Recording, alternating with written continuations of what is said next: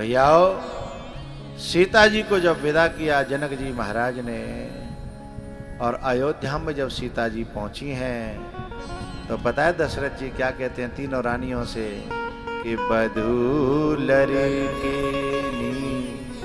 पर घर आई, राखेऊ नयन पलक की नाई। बड़ी दर्द भरी बात कहना चाहता हूं, किसी के कलेजे के टुकड़े को अपने घर में कैद करके दर्द मत देना,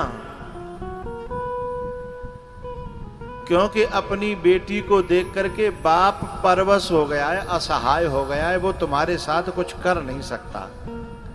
और असहाय पे प्रहार करना वीरता नहीं है। क्या है? मैंने कई बापों को ये कहते हुए देखता है कि मेरी बेटी न होती ना इस घर में, तो मैं इस आदमी का वो हाल करता कि 7 पीढ़ियां याद करती। क्यों कहता है वो? क्योंकि वो असहाय है, उसके हाथ कटे हैं, उसके हाथ बंधे हैं, और किसी के बंधे हुए हाथों पर प्रहार करे वो कायर है, महाकायर है वो हैं? यदि तू इतना ही बड़ा योद्धा है तो कुछ ऐसे से युद्ध कर जिसके हाथ खुले हों। हैं? तू हाथों को बांध करके युद्ध कर रहा है किसी के कलेजे को। हैं? जिसने तुम्हें अपना कलेजा दिया, उसके साथ साथ कुछ जो कुछ बना है वो दिया ही दिया है, लिया तो कुछ है। उसके बाद जो परेशान करते हैं, और जब कोई किसी की बेटी को परेशान करता है ना, वो केवल बेटी को परेशान नहीं कर रहा, उसके साथ साथ उसकी माँ को भी परेशान कर रहा है, उसके बाप को भी परेशान कर रहा है, और उस बाप को परेशान कर रहा है जिसने अपनी पगड़ी तेरे चरणों में उतार के रखी है।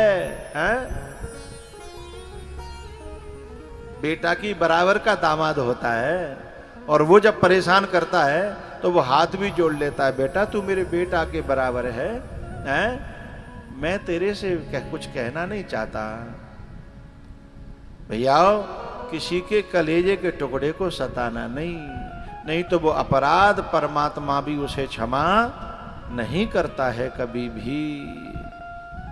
इसलिए दशरथ जी महाराज इस सिद्धांत को जानते थे, इसलिए क्या कहते हैं कि बधू लड़के पर घर आई, राखेऊ नयन पलक की नाई, राखेऊ नयन पलक की नाई। ये बहुएं जो आती हैं ना, ये तुलसी का पौधा है, इन्हें अच्छे जल से सींचिए, इनकी कानों को खींचिए नहीं। खींचने से पौधा बढ़ता नहीं है, जड़ें उखड़ गई ना तो सूख जाता है। कान पकड़ करके ज्यादा खींचोगे और जड़ खिंच गई, जड़ माने हृदय की कोई ग्रंथि यदि चोट खा गई, यदि भीतर कोई खुंस खा गई है, तो पौधा ही नहीं सूखेगा, वहां तो पौधा सूखेगा, और यहाँ यदि जड़ उखड़ी तो पूरा खानदान सूख जाएगा, पूरा कुनबा सूख जाएगा, पूरा कुटुंब सूख जाएगा।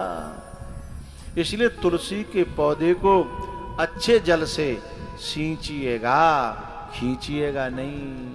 बधू लड़किनी पर घर आई, राखेऊ नयन पलक की नाई, राखेऊ नयन पलक की नाई। दशरथ जी महाराज ये पलक का दृष्टांत क्यों देते हैं पता है? पलक जो है ना, वो सारे धूल धक्कड़ ईंट कंकर पत्थर सबको अपने ऊपर ले लेता है, पर आंख पर आंच आने नहीं देता। सांस भी ऐसी ही होनी चाहिए, सांस भी। और यदि सांस जो है खुद ही बाकी धूल धक्कड़ और आंख फोड़ रही है, तो फिर वो सास कैसे हुई? बुराइयों को जानते हुए, कमियों को, गलतियों को समझते हुए भी जो ढांकने की कोशिश करे वो माँ है, वो सास है। और खुद ही खोज खोज के गिनावन लगेगी ना, तो फिर वो माँ नहीं बन पाएगी। मैंने बुरे से बुरे लड़के और लड़कियां देखे हैं, पर माँ को कभी भी ये कहते हुए नहीं देखा। वो यही कहती है, ना मेरो बेटा इतना बुरा ना है, पर जा जमाने ने बनाए राख्यो, या दुनिया ने बनाए राख्यो है। वैसे मैं बेटियों से, बहुओं से तो ये कहूँगा, यदि वो कोई गिनती गिना भी रही है, उसमें तुम अपनेपन का दर्शन करना। वो अच्छा बनाना चाहती है, बहू को भी और बेटी को भी। उसका उद्देश्य दोषों को गिना करके अखबार में निकलवाना नहीं है, हैं? वो इसलिए देख करके कहूँ मोए गारी न पड़े, जी ऐसी है तो जाकी मैयो भी, जाकी मैयो कैसी होगी, हैं? मैयो को जमाना आड़े हाथों रख लेता बिना बात है। अब आजकल तो माताओं के लिए बड़ी परेशानी है, न तो बेटी सुन रही और न बहू सुन रही, हैं? और नाम आ रहा हो कि जाकी मैयो ऐसी होगी, जाकि मैयो ने तो बेचारी ने कबू फेसबुक चलाई नहीं, इंस्टाग्राम चलायो नहीं, व्हाट्सअप चलायो नहीं, हैं? और बा ने तो बेचारी ने खूब सीख की कहीं, पर ये वो कोई सुने तो इसलिए जमाना बदल गया। मेरी प्रार्थना, यदि कोई बच्ची गलती करती है तो उसकी माँ का नाम मत लेना, क्योंकि अब माँओं का उसमें हाथ नहीं है। उसका गुरु उसकी माँ गूगल हो गई है। उसकी जो माँ है ना, वो गूगल हो गया है, फेसबुक हो गई है, व्हाट्सअप हो गया है। अब उसने न जाने कितनी माँ बना ली है। अब जा बेचारी है तो मानती ना है माँ, और ये तो बाबरी है, जा पर जो आमत ना है, जा कर जानते ना है, तो बाकी का सुनेगी। इसलिए कभी माँ को दोष मत दीजिएगा। ये कुछ हवाएं अब ऐसी चल गई हैं जिसमें माँ की चलती नहीं है।